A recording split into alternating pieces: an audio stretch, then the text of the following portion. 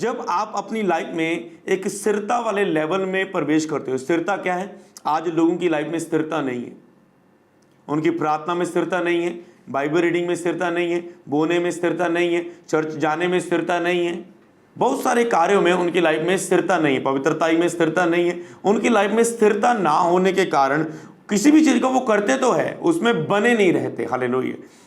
उस चीज में बने ना रहने के कारण, स्थिरता में खड़े ना रहने के कारण आज उनकी जिंदगियों में क्या है? चमत्कार नहीं हो रहे। आज उनकी जिंदगियों में परमेश्वर के वायदों को वो अपने जीवन में पूरे होते नहीं देख पा रहे। क्यों? क्योंकि उनकी लाइफ में स्थिरता नहीं है। हालेलुया।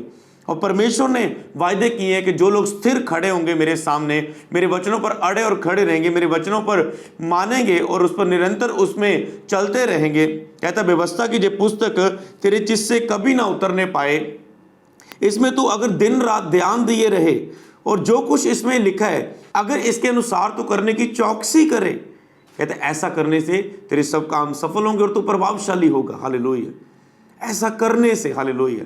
तो स्थिरता आपके जीवन में कैसे आती है? हालेलुया।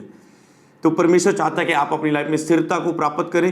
जब आप स्थिरता वाले लेवल में आते हैं तो आपकी लाइफ में प्रभु की ग्रेस, प्रभु की दया अद्भुत रीति से कार्य करनी शुरू, ऐसी अनॉइंटिंग, ऐसी प्रेजेंस, ऐसे अद्भुत काम आपकी जिंदगी में होते हैं कि आप उसे सुनकर हैरान हो जाएंगे। हालेलुया। उसे देखकर हैरान हो जाएंगे। हालेलुया।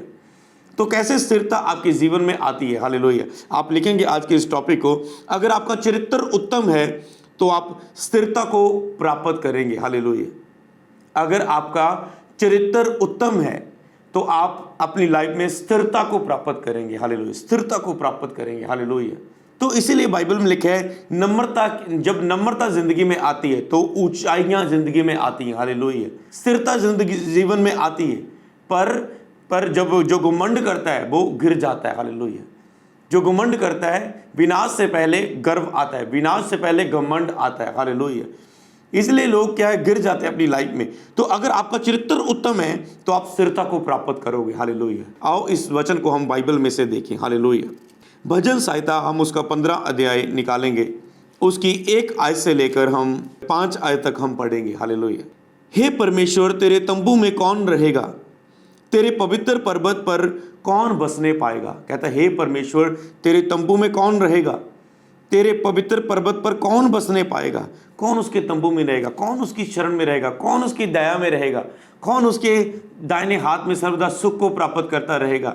कौन उसके पर्वत पर बसने पाएगा? हालेलुया। कहता है वह, अब सुनो कौन? वह जो खराई से चलता है और धर्म के काम करता है। तो सोचो, क्या आप खराई से चल रहे हो? क्या आप खराई से चल रहे हो? खरा जीवन जी रहे हो? क्या पाप में भरा हुआ जीवन जी रहे हो? क्या आप खराई से चल रहे हो? क्या आप धर्म के काम कर रहे हो? वह जो धर्म के काम करता है। हालेलुया। क्या आप धर्म के काम करते हो? ये सब चीज़ों पर टॉपिक पर मैं आऊँगा। पहले मैं वचन को पढ़ना पसंद करूँगा पहले आपके लिए, उसके बाद मैं इसे एक्सप्लेन करूँगा बार बार इस बातों को। हालेलुया। खराई से चलना, जो धर्म के काम करता और अपने हृदय से सच बोलता। क्या आप हृदय से हमेशा सच बोलते हैं? ये छोटी छोटी बात में झूठ, अपने आप को बचाने के लिए, अपने पाप को छुपाने के लिए, अपनी गलती को छुपाने के लिए, तोड़ मरोड़ कर अपनी जॉब को बचाने के लिए, अपने कार्य को करने के लिए, कहीं भी अपनी लाइफ को सेटल करने के लिए झूठ का बड़ा पहाड़ बनाते हो, बड़े डॉक्यूमेंट के पहाड़ बनाते हो, बड़ी अपनी लाइफ की एक स्टोरी बनाते हो झूठ की छोटी छोटी बातों में, बड़ी बड़ी बातों में। और जो अपनी जीभ से निंदा नहीं करता। क्या आप जीभ से निंदा तो नहीं कर रहे? वह जो अपनी जीभ से निंदा नहीं करता, वह जो अपनी जीभ से निंदा नहीं करता। क्या आप बोलने के प्रति चौकस रहते हो? मैंने एक बात देखी है, अगर आप अपने बोलने के प्रति चौकस रहना चाहते हो, आपको पता है मेरे बोलने से बार बार लड़ाइयाँ हो रही है, बार बार घर में क्लेश हो रहा है, हस्बैंड से लड़ाई हो रही है, बार बार मेरी किसी से भी लड़ाई हो रही है, मेरे बोलने के कारण घर में शांति नहीं है, तो मैं कैसे इसे बस में रखूं? तो मैं आपको देता, बस में रखने की कोशिश करने की ज़्यादा ज़रूरत नहीं है। मैं आपको एक सलाह देता हूं, प्रार्थना में बढ़ो। जब आप खुद प्रेयर में बढ़ते हो, 2-2, 3-3 घंटे सुबह बैठते हो, रात को बैठते हो प्रार्थना में, तो आपका खुद ब खुद आपकी जुबान पर सेल्फ कंट्रोल हो जाता है। आपकी जुबान कंट्रोल में हो जाती है और आपकी जीभ बस में हो जाती है। आपको पता है नहीं, मुझे ये नहीं बोलना, मुझे ये नहीं, अगर ये बोलूँगा प्रॉब्लम पड़ेगी, मुझे ये नहीं बोलना, इसने ये बोला नहीं, इसको मैंने ये उत्तर नहीं देना। होली स्पिरिट आपको पहले ही वो बातें आपके मन में डालना शुरू कर देता है। ये प्रभु की ग्रेस होती, कृपा होती, जो प्रार्थना करने के बाद रिजल्ट आपकी लाइफ में आता है। हालेलुया। सब क्लेश खत्म हो जाएंगे, सब जन प्रेयर में बढ़ जाओ। हालेलुया। हर क्लेश खत्म हो जाएगा। हालेलुया।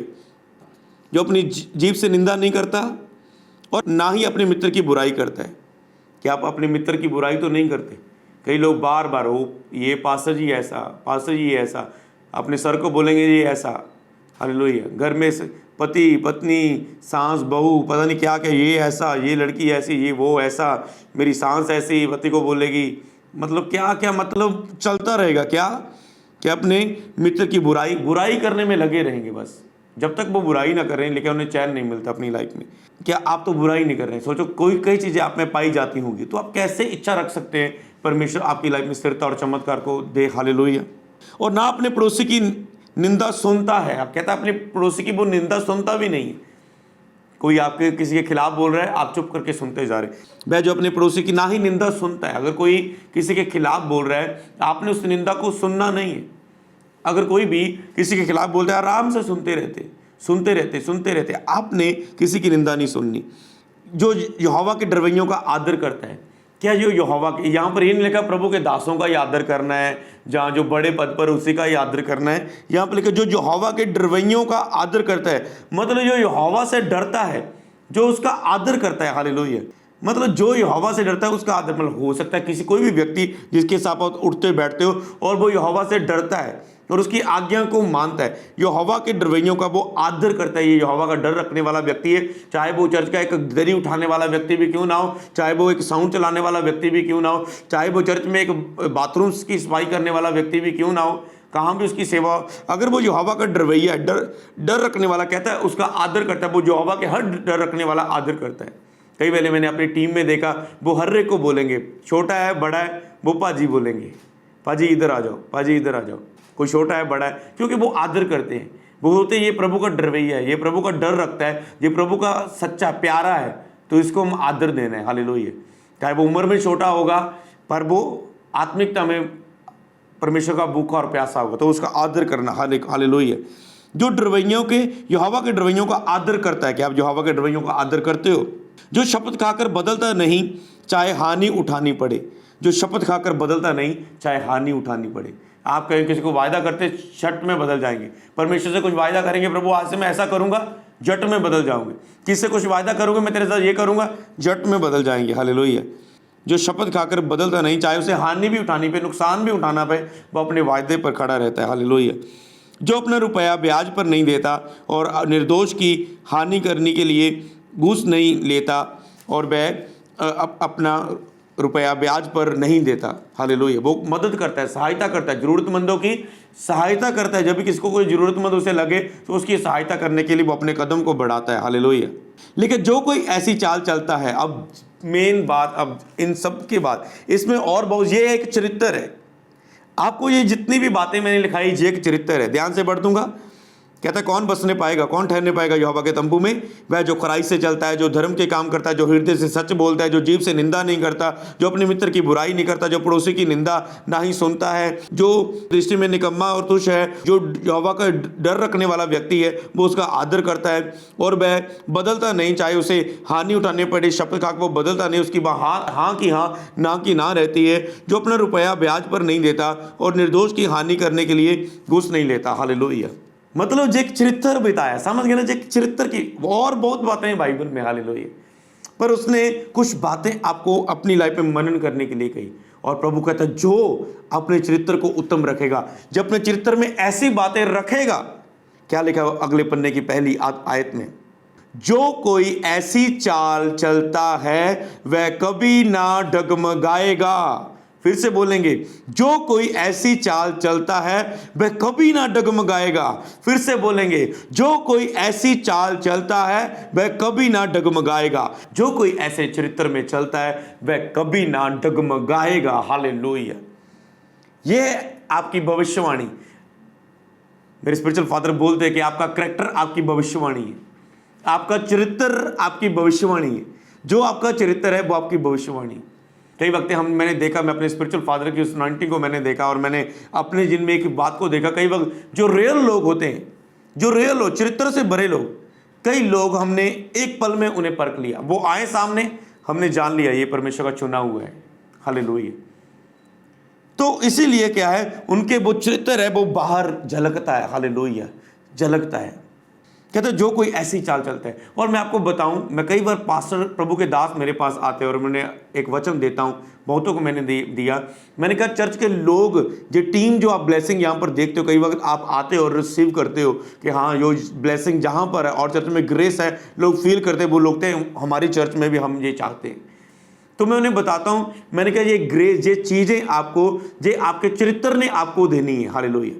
जे आपके विवेक ने, आपके चरित्र ने, ये अनुग्रह, ये ब्लेसिंग, ये सब चीजें चरित्र से आती है, ये लोग चरित्र से आते हैं। हालेलुया।